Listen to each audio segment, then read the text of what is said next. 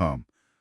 आज के इस गहरे विश्लेषण में एक ऐसे विषय पर बात होने वाली है। जो हम सबके रोजमर्रा के जीवन से जुड़ा है। बिल्कुल। हम सबके जीवन और हमारे हर एक फैसले से जुड़ा है। मतलब इंसान का दिमाग आखिर काम कैसे करता है। हम जो फैसले लेते हैं क्या वो सच में हमारे अपने होते हैं। और हमारी यादें असल में कैसे बनती हैं? हाँ, और कैसे हमारे व्यवहार को बहुत ही खामोशी से, बिना हमें भनक लगे, प्रभावित किया जा सकता है। आज हमारे पास जो स्रोत हैं वो मनोविज्ञान और व्यवहार अर्थशास्त्र के कुछ बहुत ही बेहतरीन दस्तावेज हैं। जी हाँ। हम नोबेल पुरस्कार विजेता डैनियल kahneman की मशहूर किताब थिंकिंग फास्ट एंड स्लो के कुछ दिलचस्प हिस्सों को खंगालने वाले हैं। और इसके साथ ही पीक एंड ह्यूरिस्टिक पर एक बेहद शानदार लेख भी है। बिल्कुल। और नड्ज थ्योरी के कुछ ऐसे व्यवहारिक उदाहरण भी हैं जो हमारे आसपास की दुनिया को देखने का नजरिया ही बदल सकते हैं। आज की इस चर्चा का मिशन एकदम स्पष्ट है, ये समझना कि हमारा दिमाग कैसे और कहाँ शॉर्टकट लेता है और कैसे इन मानसिक शॉर्टकट्स की गहरी समझ का इस्तेमाल करके हम बेहतर चुनाव कर सकते हैं। ठीक है, आइए इसको थोड़ा खोलकर समझते हैं। देखिए, आज की इस तेज रफ्तार और सूचनाओं से भरी दुनिया में जहां हर तरफ से जानकारी आ रही है, अपने ही दिमाग की कमियों को समझना शायद हमारी सबसे बड़ी ताकत बन सकता है। सही बात है। हम अक्सर सोचते हैं कि हम बहुत ही तर्कसंगत प्राणी हैं, जो हर चीज का नाप तौल कर फैसला लेते हैं। बिल्कुल, हमें यही लगता है। लेकिन जब हमें गहराई से समझ जाते हैं कि हमारा दिमाग कहाँ आलस करता है, कहाँ धोखा खा सकता है और कहाँ बिना सोचे समझे पुरानी आदतों पर निर्भर हो जाता है, तब हम असल में उन गलतियों से बचने के लिए एक ढाल तैयार कर सकते हैं। और ये बात डैनियल kahneman की किताब में बहुत ही जबरदस्त तरीके से समझाई गई है। जो लोग मनोविज्ञान में थोड़ी भी दिलचस्पी रखते हैं वो kahneman के सिस्टम 1 और सिस्टम 2 के सिद्धांत से वाकिफ होंगे। जी। हमें पता है कि सिस्टम 1 हमारे दिमाग का वो हिस्सा है जो बहुत तेज है, ऑटोमेटिक है और बिना किसी खास मेहनत के काम करता है। जैसे किसी खाली सड़क पर आराम से गाड़ी चलाना। हाँ, जहाँ गियर बदलने या ब्रेक लगाने के लिए सोचना नहीं पड़ता, या फिर 2 और 2 जोड़ने जैसी बात। बिल्कुल। वहीं सिस्टम 2 हमारा वो विश्लेषणात्मक दिमाग है जो बहुत धीमा है, जिसमें बहुत मेहनत लगती है, जैसे भारी बारिश में किसी अनजान शहर की पतली गली में गाड़ी चलाना। हाँ, ये बहुत जरूरी अंतर है। लेकिन आज हम इसके उस पहलू पर बात करेंगे जो अक्सर नजरअंदाज हो जाता है। स्रोत ईगो डिप्लीशन नाम के एक बहुत ही गहरे कॉन्सेप्ट का जिक्र करते हैं। बिल्कुल। ईगो डिप्लीशन इस पूरी चर्चा की एक बहुत ही मजबूत नींव है। आसान शब्दों में कहूं तो हमारा सिस्टम 2, जो सोच विचार करने वाला हिस्सा है, उसकी ऊर्जा असीमित नहीं है। अच्छा। आत्मनियंत्रण बनाए रखना और कोई भी भारी मानसिक मेहनत करना, ये दोनों चीजें दिमाग के एक ही सीमित ऊर्जा बैंक का इस्तेमाल करती हैं। मतलब दोनों का फ्यूल एक ही है। जी हाँ। कल्पना कीजिए कि किसी ने अभी-अभी गणित के बहुत ही जटिल समीकरण हल किए हैं या ऑफिस में एक तनावपूर्ण मीटिंग अटेंड की है। उसका सिस्टम 2 पूरी तरह से थक चुका है। अब अगर उसी इंसान के सामने चॉकलेट केक का एक बड़ा सा टुकड़ा रख दिया जाए तो उसके लिए खुद को रोकना बहुत मुश्किल हो जाएगा, क्योंकि खुद को रोकने के लिए जिस आत्मनियंत्रण की जरूरत थी वो ऊर्जा तो अगणित के सवालों में खर्च हो चुकी है। ये तो रोजमर्रा की जिंदगी में हम सब देखते हैं। दिन भर की थकान के बाद रात में हम अक्सर सबसे खराब फैसले लेते हैं। बिल्कुल लेते हैं। चाहे वो ऑनलाइन शॉपिंग हो या जंक फूड खाना, क्योंकि हमारा सतर्क रहने वाला सिस्टम 2 सो चुका होता है और हमारा तेज लेकिन आलसी सिस्टम 1 कमान संभाल लेता है। एकदम सही। और यह सिस्टम 1 कितनी आसानी से बेवकूफ बन सकता है, इसका सबसे बेहतरीन उदाहरण वो बैट और बॉल वाला सवाल है। यह सवाल मुझे व्यक्तिगत रूप से बहुत मजेदार लगता है। जी हाँ, वो सवाल हमारे दिमाग की जल्दबाजी को बहुत ही सटीकता से पकड़ता है। अगर हम उस सवाल को यहाँ रखें, मान लीजिए एक बैट और एक बॉल की कुल कीमत $1.10 है और शर्त ये है कि बैट की कीमत बॉल से पूरे $1 ज्यादा है, तो बॉल की कीमत क्या होगी? जैसे ही कोई यह सवाल सुनता है तो तुरंत बिना एक पल गंवाए दिमाग में जवाब आता है 10 सेंट्स, जो कि गलत है। बिल्कुल। ये जवाब इतनी तेजी से आता है कि लगता है हमने इसे पूरी तरह से सुलझा लिया है।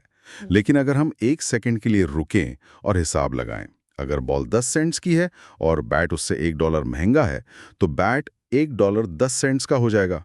हाँ, और फिर दोनों की कुल कीमत तो $1.20 हो जाएगी। यानी हमारा वो तुरंत आया हुआ जवाब पूरी तरह से गलत था। सही जवाब 5 सेंट्स है। जी, बॉल 5 सेंट्स की और बैट $1.05 का। कुल मिला के $1.10। हाँ। ये दिखाता है कि मेरा अपना दिमाग भी इतनी जल्दी गलत जवाब पर क्यों कूद पड़ा। यहाँ जो सबसे हैरान अंगेज बात है वो ये है कि इस आलसीपन को तोड़ा जा सकता है। प्रिंसटन यूनिवर्सिटी में शोधकर्ताओं ने छात्रों के एक समूह पर यही प्रयोग किया था। अच्छा, क्या नतीजे रहे? जब ये सवाल एक सामान्य साफ सुथरे फॉन्ट में कागज पर लिख के दिया गया तो लगभग 90% छात्रों ने कम से कम एक गलती की। उन्होंने वही 10 सेंट्स वाला जवाब दिया। 90%?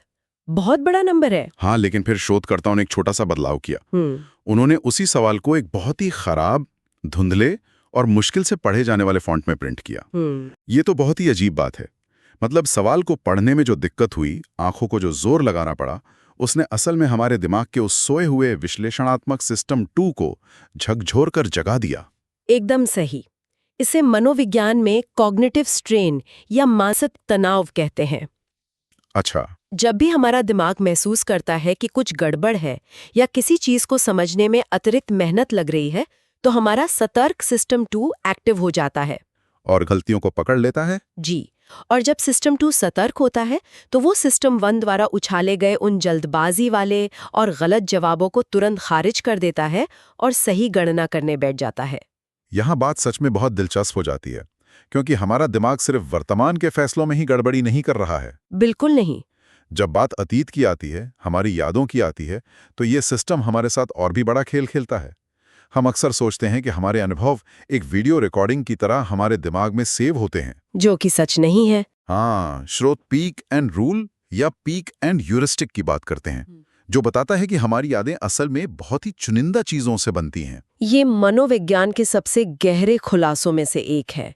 पीक एंड रूल हमें बताता है कि कोई भी इंसान अपने किसी भी अनुभव का मूल्यांकन उसकी पूरी अवधि के आधार पर नहीं करता। अवधि मतलब कितना समय लगा? जी, चाहे कोई अनुभव 10 मिनट चला हो या 10 घंटे, हमारा दिमाग उस ड्यूरेशन या अवधि को लगभग पूरी तरह से भूल जाता है। इसे ही ड्यूरेशन नेग्लेक्ट कहा जाता है ना? बिल्कुल। इसके बजाय हमारा दिमाग पूरे अनुभव को सिर्फ 2 खास बिंदुओं के आधार पर तौलता है। उस अनुभव का सबसे चरम बिंदु यानी पीक, जो बहुत अच्छा या बहुत बुरा हो सकता है, और उस अनुभव का अंत यानी एंड कैसा था। इसके लिए जो 1996 की कोलोनोस्कोपी वाली स्टडी का उदाहरण दिया गया है, वो बहुत ही शानदार और आंखें खोलने वाला है। हाँ, वो बहुत मशहूर स्टडी है। जिन लोगों को नहीं पता, कोलोनोस्कोपी एक काफी असुविधाजनक और दर्दनाक मेडिकल प्रक्रिया होती है। तो शोधकर्ताओं ने 2 तरह के मरीजों के डेटा का अध्ययन किया। कल्पना कीजिए, एक पेशेंट ए है और एक पेशेंट बी है। पेशेंट ए की प्रक्रिया काफी छोटी थी, लेकिन उसका अंत बहुत ही दर्दनाक था। जी। वहीं पेशेंट बी की प्रक्रिया पूरे 3 मिनट लंबी थी, यानी उसे ज्यादा देर तक असुविधा झेलनी पड़ी, लेकिन डॉक्टरों ने चालाकी से अंत के कुछ मिनटों में ट्यूब को सिर्फ स्थिर रखा, जिससे आखिरी पलों में दर्द काफी कम हो गया। अगर हम पूरी तरह से तर्क के हिसाब से सोचें या एक मशीन की तरह गणना करें, तो पेशेंट बी को कुल मिलाकर बहुत ज्यादा दर्द सहना पड़ा। हाँ, क्योंकि उसकी प्रक्रिया की अवधि लंबी थी। बिल्कुल। लेकिन जब बाद में दोनों मरीजों से पूछा गया कि उनका अनुभव कैसा रहा, तो पीक एंड रूल के कारण पेशेंट बी को अपना अनुभव कम दर्दनाक याद रहा। ये तो बहुत ही अजीब है। हाँ, उससे याद था कि प्रक्रिया के अंत में उसे राहत महसूस हुई थी, जबकि पेशेंट ए की प्रक्रिया छोटी होने के बावजूद उसे वो बहुत ही भयावह याद रही, क्योंकि उसका अंत भयानक दर्द के साथ हुआ था। इसीलिए शायद आज चिकित्सा क्षेत्र में कई बार डॉक्टर जानबूझकर किसी प्रक्रिया को थोड़ा लंबा खींच लेते हैं जी, ताकि उसे एक कम दर्दनाक अंत दिया जा सके और मरीज को वो अनुभव उतना बुरा याद ना रहे। ये तो चिकित्सा की बात हुई, लेकिन स्रोत बताते हैं कि यही नियम पूरी की पूरी जिंदगी की कहानियों पर भी लागू होता है। स्रोत में जेन नाम की एक काल्पनिक महिला की कहानी का जिक्र है। हाँ, वो उदाहरण। ये उदाहरण मुझे सच में सोचने पर मजबूर कर देता है। मान लीजिए जेन ने अपनी जिंदगी के 60 साल बेहद खुशहाली, प्यार और सफलता में बिताए। एक शानदार जिंदगी। बिल्कुल शानदार जिंदगी। लेकिन अगर उस बेहतरीन जिंदगी के अंत में 5 ऐसे साल जोड़ दिए जाएं जो थोड़े मुश्किल थे या थोड़े कम खुशहाल थे, तो जब लोग जेन की जिंदगी का मूल्यांकन करते हैं तो वो उसकी पूरी जिंदगी को ही कम खुशहाल मान लेते हैं। 60 साल की उस शानदार अवधि का जैसे कोई मोल ही नहीं रहा। सिर्फ अंत के कुछ साल खराब होने से उस पूरी जिंदगी की याद ही बदल गई। यही वो बिंदु है जहां हमें अपने अनुभव करने वाला दिमाग यानी एक्सपीरियंसिंग सेल्फ और याद रखने वाले दिमाग यानी रिमेंबरिंग सेल्फ के बीच के बहुत बड़े फर्क को समझना होगा। ये फर्क समझना बहुत जरूरी है। हमारा अनुभव करने वाला दिमाग वर्तमान में जीता है। वो हर एक पल, हर एक सेकंड को महसूस करता है। लेकिन वो पल गुजरते ही गायब हो जाते हैं। जी, जो पीछे छूट जाता है वो है हमारा याद रखने वाला दिमाग। और ये याद रखने वाला दिमाग असल में एक कहानीकार है। कहानीकार कैसे? उसे समय की लंबाई से कोई मतलब नहीं है। उसे सिर्फ कहानी के मुख्य मोड़ और उसके क्लाइमैक्स यानी अंत से मतलब होता है। इसे साबित करने के लिए एमनेसिक वैकेशन का जो उदाहरण स्रोत में दिया गया है वो सच में बहुत गहरा है। हाँ, वो थॉट एक्सपेरिमेंट। अगर लोगों से कहा जाए कि दुनिया की सबसे बेहतरीन और महंगी छुट्टी पर जा सकते हैं, सब कुछ एकदम शानदार होगा। लेकिन शर्त यह है कि छुट्टी से लौटते ही एक ऐसी दवा पिलाई जाएगी जिससे उस छुट्टी की सारी यादें हमेशा के लिए मिट जाएंगी। और खींची गई सारी तस्वीरें और वीडियो भी नष्ट कर दिए जाएंगे। तो क्या कोई उस छुट्टी पर जाना चाहेगा? जवाब है शायद ही कोई। ये बात झकझोर देती है कि हम असल में उस पल को जीने के लिए छुट्टी पर नहीं जाते। हम तो बस अपने भविष्य के लिए कुछ अच्छी यादें बटोरने जाते हैं। अगर यादें नहीं तो अनुभव का कोई मोल नहीं। बिल्कुल। और जब हम ये समझ जाते हैं कि हमारा दिमाग यादों को इस तरह से छांटता है और तोड़ मड़ोड़ कर पेश करता है, तो ये हैरानी की बात नहीं रह जाती कि जब बात नंबरों, आंकड़ों और संभावनाओं की आती है तो हम और भी भारी गलतियां करते हैं। हाँ, आंकड़ों में तो हम बहुत कच्चे हैं। हमारा दिमाग आंकड़ों को समझने के लिए नहीं बना है, वो कहानियों को समझने के लिए बना है। इसलिए जब हमारे सामने डेटा आता है तो हम मानसिक शॉर्टकट लेते हैं, जिन्हें ह्यूरिस्टिक्स कहा जाता है। और इन शॉर्टकट्स की वजह से होने वाली गलतियों का स्तर कितना बड़ा हो सकता है, इसका सबसे बड़ा सबूत है लॉ ऑफ स्मॉल नंबर्स। जब मैंने गेट्स फाउंडेशन वाला उदाहरण पढ़ा तो मुझे यकीन नहीं हुआ। बिल और मिलिंडा गेट्स फाउंडेशन, जिनके पास दुनिया के सबसे बेहतरीन विश्लेषक मौजूद हैं, उन्होंने $1.7 बिलियन यानी अरबों रुपए सिर्फ इसलिए छोटे आकार के स्कूल बनाने में लगा दिए क्योंकि उनके पास जो शुरुआती आंकड़े थे वो ये कहानी बयां कर रहे थे कि देश के सबसे सफल और बेहतरीन प्रदर्शन करने वाले स्कूल हमेशा छोटे आकार के थे। ये क्लासिक सिस्टम 1 की गलती थी। उन्होंने डेटा में एक पैटर्न देखा और तुरंत एक कहानी गढ़ ली कि छोटे स्कूलों में बच्चों पर ज्यादा ध्यान दिया जाता होगा, इसलिए वो ज्यादा सफल हैं। लेकिन उन्होंने सिक्के का दूसरा पहलू देखने की जहमत ही नहीं उठाई। बिल्कुल। अगर वो ये देखते कि देश के सबसे खराब प्रदर्शन करने वाले स्कूल कौन से हैं, तो हैरानी की बात यह है कि वो सबसे खराब स्कूल भी छोटे ही निकलते। अरे बाप रे! असल में ये कोई कारण परिणाम का खेल नहीं था, ये सिर्फ आंकड़ों का एक भ्रम था। छोटे सैंपल्स में हमेशा बहुत ज्यादा बदलाव या एक्सट्रीम वेरिएशंस दिखते हैं। इसका मतलब है कि अगर सैंपल छोटा है तो नतीजे कुछ भी आ सकते हैं। हाँ, अगर एक छोटे स्कूल में महज 2-3 बहुत ही होशियार बच्चे आ जाएं, तो उस स्कूल का औसत तुरंत आसमान छूने लगता है। और अगर 2-3 कमजोर बच्चे आ जाएं, तो औसत धड़ाम से नीचे गिर जाता है। बड़े स्कूलों में ये उतार चढ़ाव नहीं दिखता। जी, क्योंकि वहां हजारों बच्चे होते हैं और औसत स्थिर रहता है। इस एक छोटे से सांख्यिकीय भ्रम की वजह से इतने बड़े स्तर पर नीतियां बना दी गई। ये उदाहरण साबित करता है कि बड़े से बड़े धुरंधर भी सिस्टम 1 के जाल में फंस जाते हैं। और अगर हम आंकड़ों की बात कर ही रहे हैं तो रिग्रेशन टू द मीन यानी समय के साथ वापस औसत पर लौटाना, ये भी एक ऐसा ही भ्रम है। हाँ, ये बहुत ही आम भ्रम है।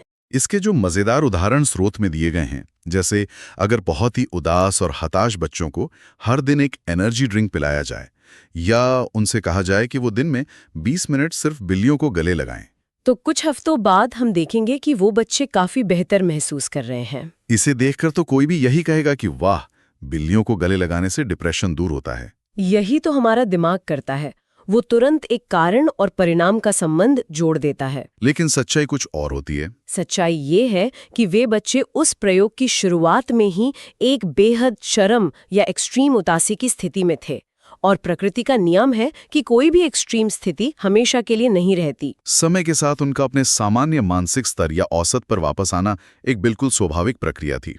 इसे साबित करने के लिए ही वैज्ञानिक प्रयोगों में एक कंट्रोल ग्रुप की जरूरत होती है, जिन्हें कोई इलाज नहीं दिया जाता, ताकि देखा जा सके कि क्या वो भी समय के साथ बेहतर हो रहे हैं। रिग्रेशन टू द मीन का ये सिद्धांत हमें ये भी समझाता है कि क्यों कई बार फ्लाइट इंस्ट्रक्टर्स या खेल के कोच को ये गलतफहमी हो जाती है कि गलती पर दी गई कड़ी सजा अच्छे काम पर की गई तारीफ से ज्यादा असरदार होती है। हाँ, क्योंकि अगर किसी पायलट कैडेट ने किसी दिन बहुत ही शानदार उड़ान भरी है, जो कि उसके लिए एक एक्सट्रीम प्रदर्शन है, तो पूरी संभावना है कि अगली बार उसका प्रदर्शन थोड़ा सामान्य ही होगा। चाहे इंस्ट्रक्टर उसकी कितनी भी तारीफ कर ले, वो नीचे ही आएगा। और अगर किसी ने बहुत ही बुरी उड़ान भरी है, जो कि उसका सबसे निचला स्तर है, तो अगली बार वो स्वाभाविक रूप से बेहतर ही करेगा, चाहे उसे सजा दी जाए या नहीं। लेकिन इंस्ट्रक्टर को लगता है कि उसकी डांट ने कमाल कर दिया। हम हर जगह पैटर्न ढूंढ लेते हैं, और मुझे लगता है कि ऐसा ही कुछ तब भी होता है जब हमारे सामने कोई रैंडम नंबर फेंक दिया जाता है। बिल्कुल, और इसे हम एंकरिंग इफेक्ट कहते हैं। हमारा दिमाग खाली स्लेट की तरह काम नहीं करता।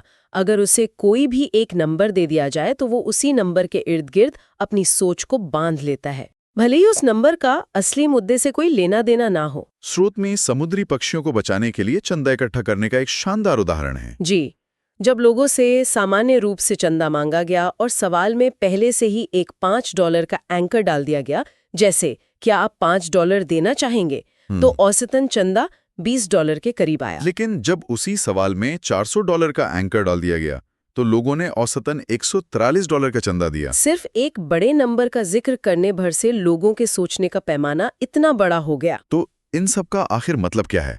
जब हम ये सब सुनते हैं कि हमारा दिमाग आंकड़ों को नहीं समझता, हमारी यादें हमें धोखा देती हैं, हम एंकरिंग इफेक्ट में फंस जाते हैं, तो ऐसा लगता है कि इंसान के सोचने समझने की क्षमता बहुत ही कमजोर है। ये एक वाजिब सवाल है। अगर इंसान का दिमाग इन खामियों और भ्रमों से इतना ज्यादा भरा हुआ है, तो क्या हम कभी सही फैसले ले भी सकते हैं? यही वजह है कि जब बात भविष्य की भविष्यवाणी करने की आती है, तो कई बार बहुत ही आसान से फॉर्मूले या एल्गोरिदम इंसानी विशेषज्ञता को बहुत पीछे छोड़ देते हैं। एल्गोरिदम इंसानों से बेहतर कैसे हो सकते हैं? इंसान जब किसी चीज का विश्लेषण करता है, तो वो बहुत सारी गैर जरूरी चीजों पर, अपने मूड पर या छोटी छोटी डिटेल्स पर ध्यान देने लगता है और मुख्य बात से भटक जाता है। एल्गोरिदम ऐसा नहीं करते। इसका एक बहुत ही मजेदार और चौंकाने वाला उदाहरण है शादी टिकने की भविष्यवाणी करना। अक्सर लोग सोचते हैं कि इसके लिए किसी बड़े मनोवैज्ञानिक को घंटों तक पति पत्नी का इंटरव्यू लेना पड़ेगा। लेकिन स्रोत बताते हैं कि एक बहुत ही आसान सा फॉर्मूला है, प्यार करने की फ्रीक्वेंसी माइनस झगड़े करने की फ्रीक्वेंसी। बस अगर नतीजा पॉजिटिव है तो शादी टिकेगी। ये एक साधारण सा नियम कई बार एक्सपर्ट्स के लंबे चौड़े विश्लेषण से कहीं ज्यादा सटीक साबित होता है। और सिर्फ इस तरह की सामाजिक चीजों में ही नहीं, बल्कि जीवन और मृत्यु के गंभीर सवालों में भी। 1953 में डॉक्टर वर्जीनिया अपगार ने नवजात शिशुओं की स्थिति जांचने के लिए अपगार स्कोर नाम का एक सिस्टम बनाया था। जी। 1953 से पहले डिलीवरी रूम में कोई तय पैमाना नहीं था। डॉक्टर बस बच्चे के रोने की आवाज या उसके रंग को देखकर अपने इंट्यूशन या अंदाजे से फैसला लेते थे कि बच्चे की जान को खतरा है या नहीं। और कई बार उनके अंदाजे गलत होते थे, जिससे कई बच्चों की जान चली जाती थी। डॉक्टर अपगार ने सिर्फ 5 बिंदुओं की एक बहुत ही आसान सी चेकलिस्ट बनाई, जैसे हृदय गति, सांस, मांसपेशियों का तनाव आदि। इस एक छोटे से बिना भावनाओं वाले फॉर्मूले ने डॉक्टरों के इंसानी अंदाजे को किनारे कर दिया और अनगिनत बच्चों की जानें बचाएं। बिल्कुल। ये सुनकर तो ऐसा लगता है कि इंसान का अंदाजा या उसकी एक्सपर्टीज किसी काम की ही नहीं है। क्या हमें हर चीज के लिए बस एक चेकलिस्ट बना लेनी चाहिए? अगर हम इसको बड़ी तस्वीर से जोड़कर देखें तो हमें समझ आता है कि विशेषज्ञता या एक्सपर्टीज कोई जादू नहीं है।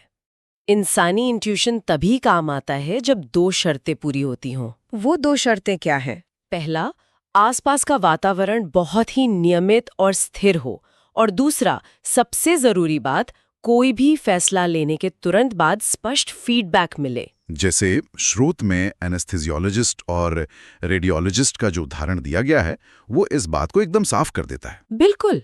एक एनेस्थेसियोलॉजिस्ट जब ऑपरेशन थिएटर में मरीज को कोई दवा देता है तो उसे तुरंत मॉनिटर पर दिख जाता है कि उस दवा का क्या असर हुआ। फीडबैक तुरंत मिल जाता है। जी, इस तुरंत मिलने वाले फीडबैक की वजह से सालों के अनुभव के बाद उनकी छठी इंद्रिया या इंट्यूशन बहुत मजबूत हो जाता है। लेकिन एक रेडियोलॉजिस्ट जो एक्सरे या कैंसर का स्कैन देखकर बीमारी का पता लगाता है, उसे कई बार महीनों या सालों तक पता ही नहीं चलता कि उसकी शुरुआती रिपोर्ट सही थी या गलत। इसलिए उनकी विशेषज्ञता उस स्तर तक विकसित नहीं हो पाती। एक चेस मास्टर को भी चेस बोर्ड को एक पूरी किताब की तरह पढ़ने के लिए 10,000 घंटे की कड़ी प्रैक्टिस और हर चाल के बाद तुरंत फीडबैक की जरूरत होती है। तो अब सबसे बड़ा सवाल ये उठता है कि अगर हम ये सब जान गए हैं, हमें पता है कि हमारा सिस्टम एक तेज लेकिन आलसी है, हमारी यादें हमें धोखा देती हैं और हमारे फैसले आसपास के माहौल से आसानी से बदल जाते हैं, जी। तो हम इन दिमागी कमियों का इस्तेमाल एक बेहतर दुनिया, एक बेहतर डिजाइन तैयार करने में कैसे कर सकते हैं? यहीं पे नज थ्योरी या लिबर्टेरियन पैटर्नलिज्म की शानदार दुनिया की एंट्री होती है।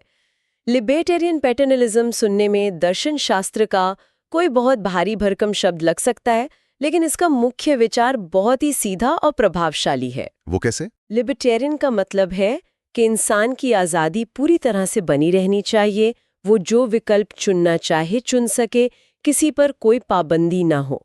और पैटर्नलिज्म का मतलब है कि उन विकल्पों को इस तरह से डिज़ाइन किया जाए या उनके सामने इस तरह से पेश किया जाए जिससे लोग स्वाभाविक रूप से अपने और समाज के भले के लिए बेहतर फैसले लें। इसे ही व्यवहार विज्ञान में नज या एक हल्का सा मानसिक धक्का कहते हैं। बिल्कुल। और इसके उदाहरण सच में कमाल के हैं। शिफोल एयरपोर्ट के यूरिनल वाला उदाहरण ही ले लीजिए। वहां साफ सफाई की बहुत बड़ी समस्या थी। उन्होंने कोई बड़े बड़े साइन बोर्ड नहीं लगाए कि कृपया सफाई रखें या कोई जुर्माना नहीं लगाया।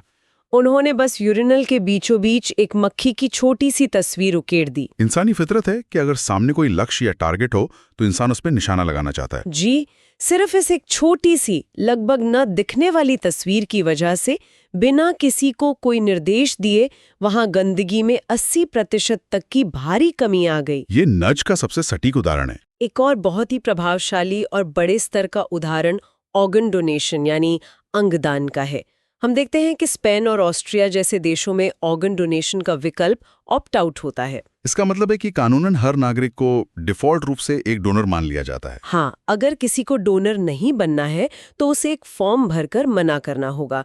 इसका नतीजा ये है कि वहाँ 90% से ज्यादा लोग ऑर्गन डोनर हैं। वही जर्मनी जैसे देशों में जहां लोगों को खुद फॉर्म भरकर ऑप्ट इन करना पड़ता है, यानी अपनी मर्जी जतानी पड़ती है, वहां ये दर सिर्फ 12% के आसपास है। आज़ादी दोनों जगह है, कोई भी कभी भी अपना फैसला बदल सकता है, लेकिन सिर्फ डिफॉल्ट विकल्प बदल देने से इतना बड़ा अंतर आ जाता है। और ऊर्जा बचाने के लिए सोशल प्रूफ का इस्तेमाल भी तो ऐसा ही एक नज है।